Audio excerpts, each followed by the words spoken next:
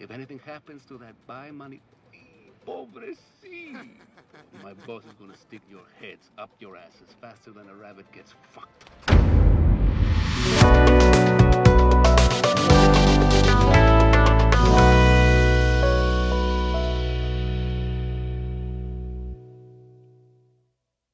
20 weird facts about Scarface you didn't know. Before we begin, understand this. Scarface is not a gangster movie. It's a film about a man who wanted everything and couldn't survive having it. This is a story about ambition without restraint, identity without belonging, and how the American dream becomes a nightmare when there is no finish line. Let's begin. Fact 1. Scarface was meant as a warning, not an inspiration. When Scarface was written, it wasn't designed to glorify crime. It was designed to repel. Screenwriter Oliver Stone was struggling with cocaine addiction while writing the script. He poured that chaos, paranoia, and hunger into Tony Montana's rise and collapse. The film wasn't asking, how do you become powerful? It was asking, what does power destroy first? Tony's success was meant to feel excessive, ugly, and unstable. The tragedy is not that audiences admired him. The tragedy is that they missed the warning. Fact 2. Tony Montana is not smart, and that's the point. Tony isn't a criminal mastermind. He's impulsive, emotional, reckless. He survives early on because he's useful, not because he's brilliant. Violence, fearlessness, and hunger carry him forward. The film deliberately contrasts Tony with quieter, smarter criminals who understand restraint. Tony doesn't. That's why he rises fast and collapses faster. Scarface isn't about intelligence winning. It's about hunger outpacing judgment. Fact 3. Al Pacino built Tony Montana from exaggeration on purpose. Pacino's accent, posture, and intensity are often mocked. That was intentional. Tony Montana is too much, too loud, too aggressive, too emotional. Pacino wanted Tony to feel like someone performing power, not embodying it. Tony doesn't belong in elite spaces. He invades them. The performance isn't realism, it's exposure, showing how insecurity disguises itself as dominance. Tony doesn't act confident, he acts terrified of losing what he just grabbed. Fact 4. The film was hated by critics before it became a classic. When Scarface was released, critics were brutal. They called it excessive, vulgar, morally bankrupt. Some accused it of promoting violence and drug culture. What they missed was intention. The film doesn't celebrate excess, it drowns in it. Every scene is louder, bloodier, more unstable than the last, because that's what addiction looks like when scaled to power. Scarface didn't fail critics. Critics failed to sit with discomfort. Fact 5. The immigrant story is the film's real core. Tony Montana isn't chasing money, he's chasing belonging. As an immigrant, Tony is never fully accepted. His accent marks him, his manners expose him, his violence becomes his language of access. The film presents a brutal reality. When society denies dignity, some people chase dominance instead. Tony doesn't want respect, he wants recognition at any cost. And the cost is everything. Fact 6. Cocaine is the film's true religion. There is almost no spirituality in Scarface. No prayer, no faith, no moral grounding. Cocaine replaces all of it. It gives Tony confidence. It gives him purpose. It gives him false clarity. The more power Tony gains, the more cocaine consumes the screen. White powder becomes ritual, lines instead of prayers, mirrors instead of reflection. By the end, Tony doesn't control cocaine. Cocaine controls him. The film isn't subtle about this. Addiction is not a side plot. It's the engine. Fact 7. Tony Montana cannot love without owning. Tony confuses love with possession. Whether it's Manny, Gina, or Elvira, Tony doesn't connect, he controls. He buys affection, he polices loyalty, he punishes independence. The women in Tony's life don't abandon him because he's violent, they abandon him because he's empty. Tony doesn't know how to share space, only territory. That's why every relationship collapses. Fact 8. Elvira is the film's quietest warning. Elvira doesn't scream, she doesn't fight, she fades. She represents what happens when excess hollows a person out. She has everything Tony wants, and none of it matters. Her numbness terrifies Tony more than enemies, because she shows him the future. Wealth without connection, luxury without meaning, survival without joy. That's why Tony can't save her. She already knows what he refuses to admit. Fact 9. Violence escalates because Tony cannot stop competing. Tony doesn't kill to protect himself. He kills to prove himself. Every threat is personal. Every insult is war. Every compromise is weakness. The violence increases not because the world gets harsher, but because Tony does. He doesn't know how to step back. He only knows how to go louder. Scarface isn't about criminal escalation. It's about ego inflation. Fact 10. Tony Montana has no exit strategy. This is the film's most brutal truth. Tony never plans for peace. No retirement, no escape, no future beyond dominance. Every scene assumes the present must be louder than the last. Tony doesn't ask, "How do I survive?" He asks, "How do I keep winning?" And winning never ends.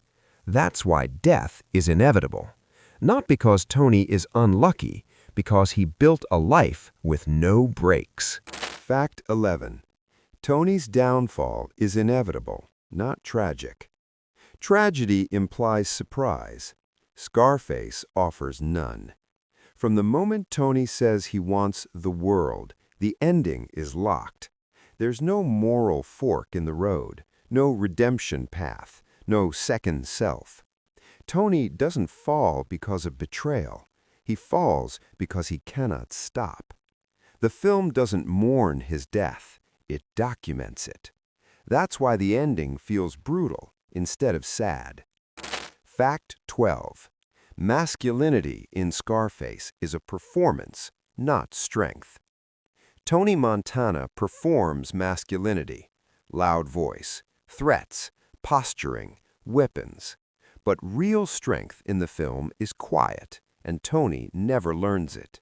He confuses aggression with authority, fear with respect, possession with love. The more insecure he feels, the louder he becomes. Scarface exposes a dangerous myth. Loud men aren't strong, they're terrified of being exposed. Tony's masculinity isn't powerful, it's fragile. Fact 13. Manny's death is the film's point of no return. Manny represents the last human connection Tony has. Loyal, imperfect, grounded. When Tony kills Manny, he doesn't just lose a friend. He kills the last version of himself that was capable of trust. After that moment, Tony is alone, even in a mansion full of guards. The film doesn't recover from this scene, and neither does Tony. Fact 14. Scarface is a ruthless critique of capitalism. Underneath the guns and drugs, Scarface is about endless growth. More money, more territory, more power. There's no concept of enough. Tony treats life like a business model with infinite expansion, and the film shows how that logic devours everything. People become assets, violence becomes currency, loyalty becomes disposable. The system doesn't collapse, it works exactly as designed. Fact 15. The final shootout is not heroic, it's exhausting. The climax isn't exciting, it's overwhelming. Tony fires wildly, he screams, he bleeds. There's no strategy, no brilliance, no victory fantasy, just a man refusing to accept the end. The camera doesn't glorify him, it outlasts him. Scarface strips Tony of all illusion, leaving only noise, blood, and denial. Fact 16. Scarface became iconic for the exact opposite reason it was made. This is the film's great irony. Scarface was designed as a warning, but it became a symbol of aspiration. Posters, quotes, T-shirts, music videos. Tony Montana became a logo. The film didn't fail. Its message was consumed by the culture it criticized. People admired the money, the confidence, the defiance, while ignoring the paranoia, isolation, and inevitable death. Scarface didn't glamorize excess. Excess glamorized Scarface. Fact 17. Tony Montana became a symbol for outsiders, and that's complicated. For many immigrants and marginalized communities, Tony Montana represented something real. Someone who refuses to stay invisible, someone who forces the world to notice him. That connection is understandable, but the film never presents Tony as a success story. It presents him as a cautionary mirror, showing what happens when recognition replaces dignity. Tony's rise speaks to frustration. His fall speaks to what happens when rage replaces belonging. Both are true. That's why the symbol is dangerous. Fact 18. The film was too much because it had to be. Scarface doesn't whisper, it screams. The violence is extreme. The language is relentless. The excess is exhausting. That wasn't indulgence, that was structure. The film overwhelms you the same way addiction overwhelms its victim. By the end, the audience is tired, just like Tony. You're not meant to enjoy the final act, you're meant to endure it.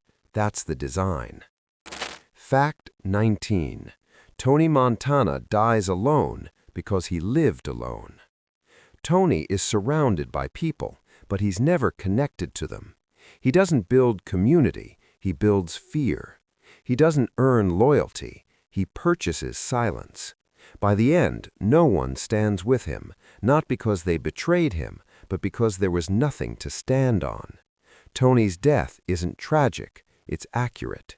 You cannot dominate your way into love, and Scarface never pretends otherwise. Fact 20. The final truth. Scarface is about what happens when more has no meaning. This is the most important fact of all. Scarface isn't about crime, it's about limitless desire. Tony Montana doesn't lose because he wanted too much. He loses because he never asked why he wanted it.